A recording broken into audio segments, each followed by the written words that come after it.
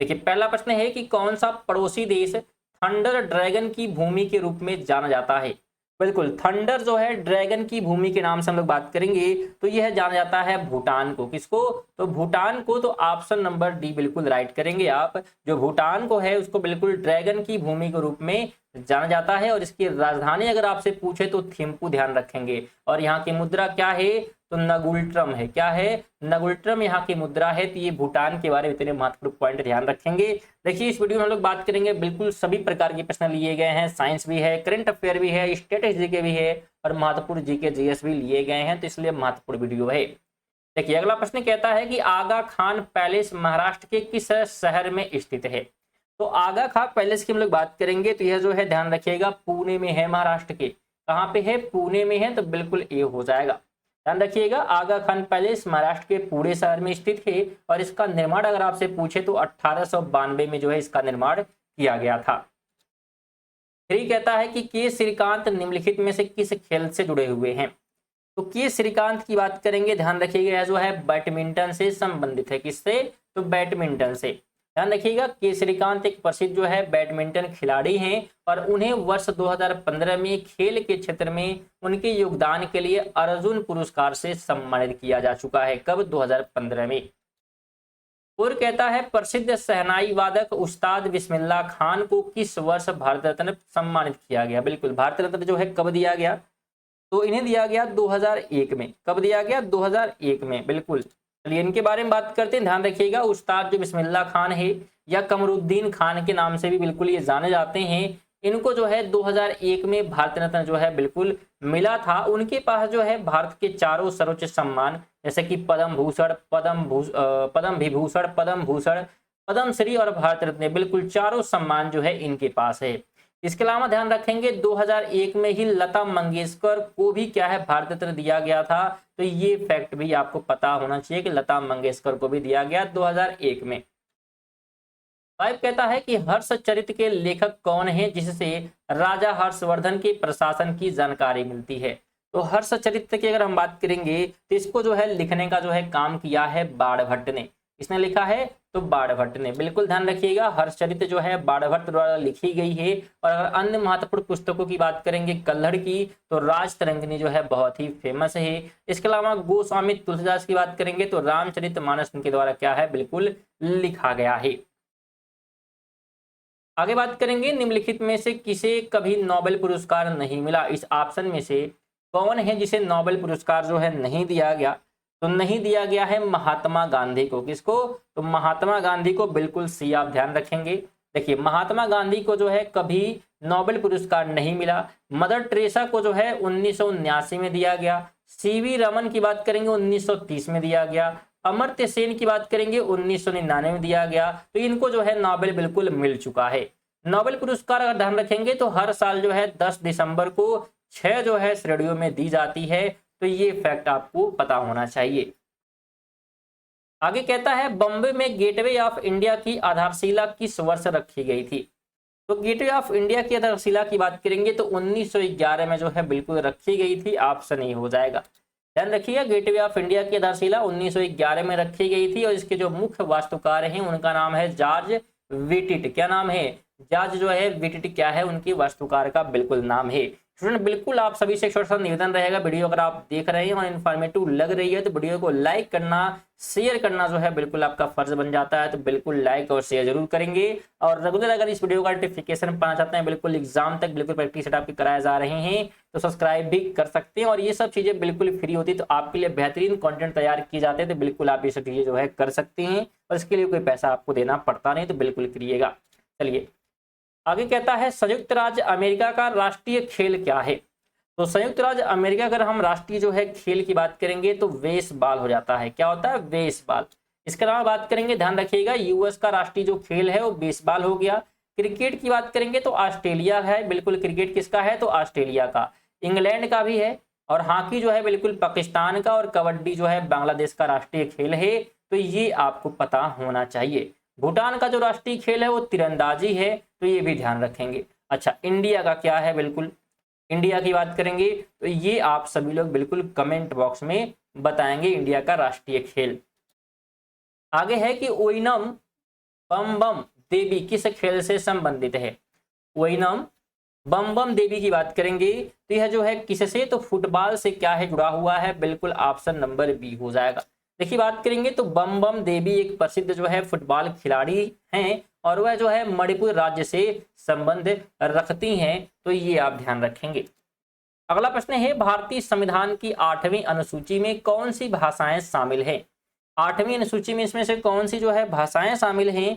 तो संथाली ध्यान रखेंगे, उर्दू है, कोंकणी है, मैथिली है, तो यह जो है बिल्कुल शामिल हैं, तो ये आप राइट करेंगे।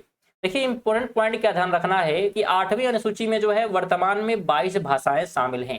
ध्यान रखेंगे 1967 में जो है सिंधी को और 1992 में कोंकणी, मणिपुरी, नेपाली को तथा 2003 में बोडो, डोगरी और मैथिली और संथाली को जो है इसमें जोड़ा गया था। तो डेट और कब जोड़ा गया है तो ये आप ध्यान रखेंगे यहां से। 11 कहता है बांग्लादेश की संसद का क्या नाम है? तो बांग्लादेश के जो है अगर हम संसद की बात करेंगे तो उसका नाम है जातीय संसद। क्या नाम है? जातीय संसद, ऑप्शन सी होगा। ध्यान रखेंगे बांग्लादेश की संसद को जातीय संसद कहा जाता है और भूटान की संसद को जो है सोगदू कहते हैं। भूटान की संसद को सोगदू और ईरान की संसद को मजलिस कहा जाता है, तो ये पता होना चाहिए। आगे है कि भारतीय संविधान में न्यायिक समीक्षा का प्रावधान किस देश से लिया गया है? न्यायिक समीक्षा का जो प्रावधान है तो यह जो है लिया गया है यूएसए से। कहां से? बिल्कुल यूएसए से लिया गया है, तो बी ऑप्शन हो जाएगा। देखिए न्यायिक जो समीक्षा है मौलिक अधिकार है या राष्ट्रपति पर महाभियोग है या न्यायपालिका की स्वतंत्रता है, जैसे ये प्रावधान जो है बिल्कुल संयुक्त राज्य अमेरिका से बिल्कुल संविधान से लिए गए हैं। ये सभी जो है संयुक्त रूप से, तो ध्यान रखिएगा ये सभी चीजें। आगे कहता है भारत के वर्तमान महान न्यायवादी कौन है? बिल्कुल अटॉर्नी जो है जनरल की बात करेंगे तो प्रेजेंट टाइम में जो है कौन है, तो उनका नाम है आर वेंकट रमणी। क्या नाम है? आर वेंकट रमणी। बिल्कुल ध्यान होना चाहिए, वर्तमान में वेंकट रमणी भारत के महान न्यायवादी हैं और संविधान के आर्टिकल बिल्कुल अनुच्छेद 76 के तहत जो है महान न्यायवादी की नियुक्ति कौन करता है? तो राष्ट्रपति द्वारा की जाती है, तो ये भी ध्यान रखेंगे। 14 कहता है भारत का आधिकारिक नाम क्या है? तो भारत का जो आधिकारिक नाम है वो क्या होता है? बिल्कुल ध्यान रखिएगा, भारत जो है क्या है? भारत का गणतंत्र, ऑप्शन नंबर बी हो जाएगा। ये आधिकारिक नाम है, ठीक है। भारत का आधिकारिक नाम क्या है? तो भारत का गणतंत्र है। भारत का राष्ट्रीय फूल पूछे तो कमल है। राष्ट्रीय पक्षी की बात करेंगे मोर है और राष्ट्रीय सिद्धांत की बात करेंगे तो बिल्कुल सत्यमेव जयते। आगे कहता है भारतीय संविधान का कौन सा भाग राज्य के नीति निर्देशक सिद्धांतों से संबंधित है? तो नीति निर्देशक से क्या है जुड़ा हुआ है? पार्ट जो है बिल्कुल 4th क्या है यहाँ पे जुड़ा हुआ है, तो ऑप्शन बी आप राइट करेंगे। देखिए इंपॉर्टेंट पॉइंट क्या ध्यान रखना है कि बिल्कुल जो डीपीएसपी है वो संविधान के भाग 4 में है और अनुच्छेद अगर आपसे पूछे बिल्कुल किसकी बात हो रही है तो उसी कोई कंफ्यूजन नहीं रखना है आपको। बिल्कुल राज्य के नीति निर्देशक सिद्धांत है उन्हीं को डीपीएसपी जो है कहा जाता है यहाँ पे, तो ये आप ध्यान रखेंगे। और इसका जो उल्लेख है आर्टिकल 36 से 51 तक जो है वर्णित है। और भाग 3 की बात करेंगे तो उसमें जो है मौलिक अधिकार जो है बिल्कुल दिए गए हैं। आगे है कि डॉक्टर बी.आर. अंबेडकर ने किस अनुच्छेद को संविधान का हृदय और आत्मा कहा है? तो यह जो है किसको कहा गया है, किस आर्टिकल को? तो आर्टिकल 32 को कहा गया है, ऑप्शन सी हो जाएगा। इसके बारे में बात करेंगे, ध्यान रखिएगा आर्टिकल जो 32 है वो क्या है? संवैधानिक उपचारों से जुड़ा हुआ है। बिल्कुल संवैधानिक उपचारों के अधिकार से संबंधित है और उसे जो है बिल्कुल ये क्या कहते हैं डॉक्टर बी.आर. अंबेडकर, तो बिल्कुल हृदय और आत्मा जो है कहते हैं संविधान का। आगे है कि कौन सी अनुसूची भारत के राज्यों और केंद्रशासित प्रदेशों को सूचीबद्ध करती है? तो कौन सी जो है सूची करती है? तो सूची का नाम है बिल्कुल प्रथम सूची, ऑप्शन नंबर ए बिल्कुल आप राइट करेंगे यहाँ पे कि संविधान की जो पहली अनुसूची है भारत के राज्यों और संघ शासित प्रदेशों के ब्यूरो से संबंधित है। आगे है कि कौन सा अधिकार भारत के नागरिकों के मौलिक अधिकारों की रक्षा करता है? तो जो संवैधानिक उपचारों का अधिकार है बिल्कुल राइट टू कॉन्स्टिट्यूशनल रिमेंडीज, तो ये क्या करता है? रक्षा करता है। बिल्कुल ध्यान रखिएगा कि आर्टिकल 32 के तहत जो है संवैधानिक उपचारों का अधिकार है, मौलिक अधिकारों के उल्लंघन की स्थिति में नागरिकों की जो है रक्षा यहाँ पे ये करता है। अगला प्रश्न है कि भारतीय संविधान का अनुच्छेद 16 किससे संबंधित है? तो अनुच्छेद 16 अगर आपसे पूछे तो समान अवसर से जुड़ा हुआ, इक्वल जो है अपॉर्चुनिटी से क्या है ये जुड़ा हुआ है। देखिए बात करेंगे तो 16 जो है सार्वजनिक रोजगार के मामले में अवसर की समानता प्रदान करता है। वहीं 17 की बात करेंगे तो अस्पृश्यता का अंत यानी कि अनटचेबिलिटी की जो है अंत की बात करता है। आर्टिकल 18 की बात करेंगे उपाधियों के अंत से क्या है जुड़ा हुआ है। 20 है कि बुद्ध की जीवनी बुद्ध चरित्र की रचना किसने की है? तो बुद्ध चरित्र की रचना जो है की गई है अश्वघोष के द्वारा। अश्वघोष के द्वारा, बिल्कुल ध्यान रखेंगे। बुद्ध चरित्र की रचना अश्वघोष ने की थी, जो कि कुषाण राजा कनिष्क के दरबार के प्रसिद्ध कवि थे। अगला है कि स्वतंत्र भारत की ग्रैंड ओल्ड लेडी के रूप में किसे जाना जाता है? तो इसे बात करेंगे किसको जाना जाता है, तो उनका नाम है अरोड़ा आसफ अली। अरोड़ा आसफ अली, बिल्कुल बी आप राइट करेंगे यहाँ पे। ठीक है, अगला प्रश्न कहता है विशिष्ट द्वैत दर्शन के संस्थापक कौन थे? विशिष्ट द्वैत दर्शन के जो है संस्थापक की बात यहाँ पे करेंगे तो कौन थे यहाँ पे? रामानुजाचार्य। बिल्कुल कौन थे? रामानुजाचार्य। ऑप्शन नंबर बी आप यहाँ पे राइट बिल्कुल जो है करेंगे। आगे कहता है किस चार्टर एक्ट द्वारा ईस्ट इंडिया कंपनी के चाय और चीनी के व्यापार पर एकाधिकार समाप्त कर दिया गया? बिल्कुल किस चार्टर के तहत किया गया था? तो 1833 के जो है चार्टर एक्ट के माध्यम से बिल्कुल किया गया था।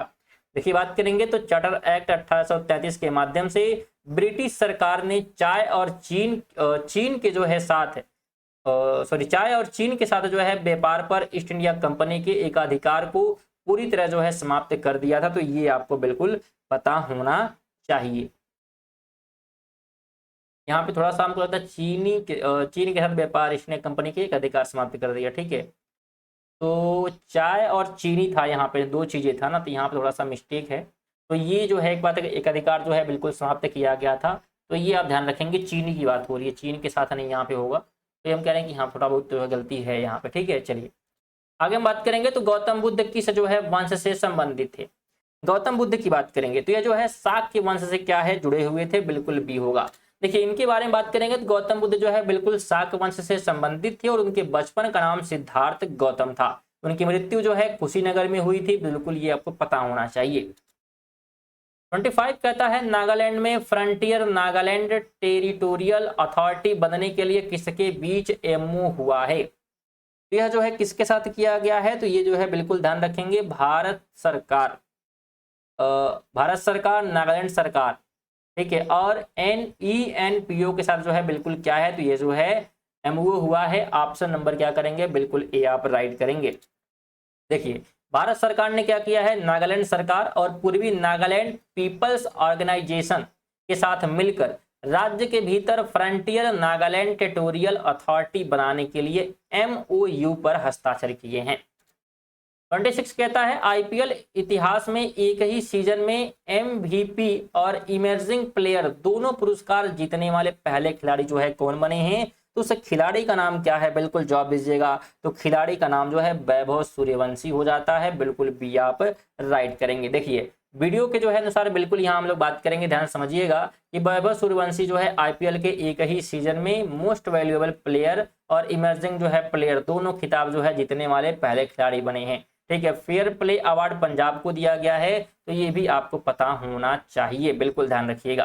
ठीक है, चलिए 27 कहता है कोल इंडिया लिमिटेड के अध्यक्ष सह प्रबंध निर्देशक के रूप में किसे नियुक्त किया गया?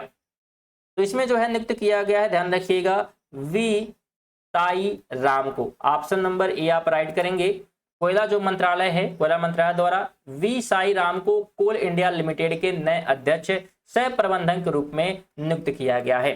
फिर आप सभी से एक बार और निवेदन रहेगा, अगर वीडियो को अभी तक लाइक नहीं किए हैं तो कम से कम लाइक कर दें। अब शेयर नहीं किए हैं तो हम ज़्यादा नहीं शेयर की बात करते, एक शेयर की बात करते, जरूर कर दीजिएगा।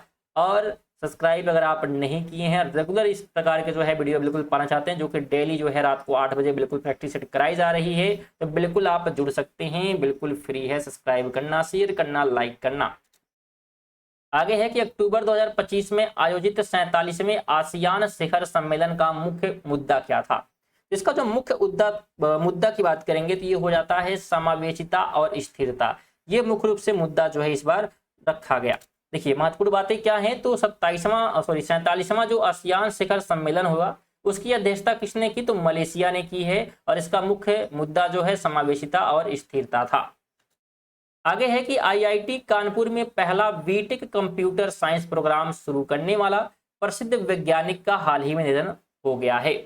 ठीक है, तो किस जो है प्रसिद्ध वैज्ञानिक का निधन हुआ है, उनका नाम पूछा जा रहा है। तो नाम ध्यान रखिएगा, professor Vedeshwar Raja Raman. Option number A बिल्कुल आप राइट यहाँ पे करेंगे, या भी जो है राजा रमन भी आप कह सकते हैं।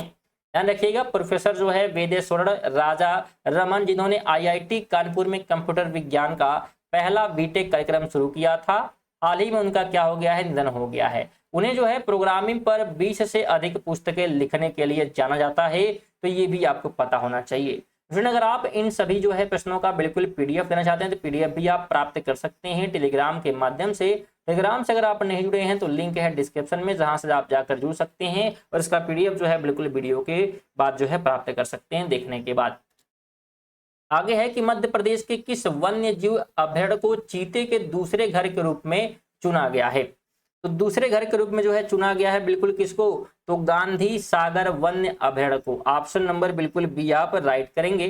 देखिए, इसके बारे में हम लोग बात करते हैं। ध्यान रखिएगा, कूनो नेशनल पार्क के बाद पहले नंबर पे कौन था, बिल्कुल पहले तो कूनो नेशनल पार्क था। अब इसके बाद मध्य प्रदेश के जो है गांधी सागर वन्य जीव अभयारण्य को भारत में चीतों के दूसरे घर के रूप में बिल्कुल जो है विकसित करने के लिए पहचाना गया है। तो ये आप ध्यान रखेंगे। तो ये थे आज के हमारे जो है 30 महत्वपूर्ण जो है प्रश्न। वीडियो आपको कैसी लगी है बिल्कुल सभी समझ होगा कि बिल्कुल एक प्यारा सा कमेंट जरूर कर देंगे, और जो लाइक और शेयर नहीं किए तो ज्यादा चाहते कम से कम जरूर कर दीजिएगा। चलिए, इसी के साथ मिलते हैं अगली वीडियो, तक के लिए जय हिंद, वंदे मातरम।